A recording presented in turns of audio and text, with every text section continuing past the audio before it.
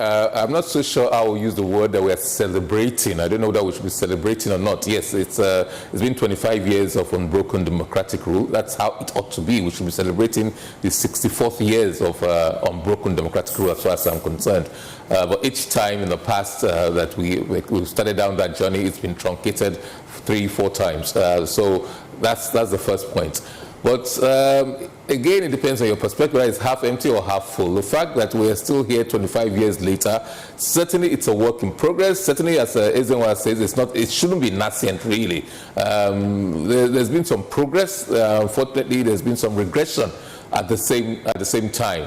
But after 25 years, a child that was born 25 years ago is now considered an adult in all ramifications and can run for most offices in the land. So it can make laws for us. So I think that we should be conscious of the fact that democracy is not an end in itself. We have to keep working, and elections are the entry point to democracy. There must be periodic elections for there to be any democratic dispensation.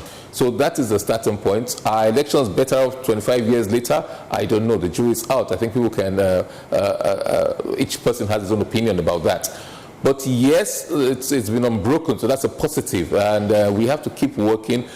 Some of us feel that we should be better off by now. There are many things that we're doing now that we should not be talking about. Some basic things like logistics challenges, like the attitude of the political class, like ballot snatching and the dishonesty and the irregularities. Some of those irregularities that we are still encountering 25 years later are not things we should be encountering. And don't forget, the democracy did not start 25 years ago in this country. It started more than before independence it started, actually. We gained full independence in 1960, but there have always been elections from 1921, 1950, 54. There have been elections. And so we should have some level of perfection now that we have had a quarter of a century of unbroken elections and unbroken democratic civilian rule.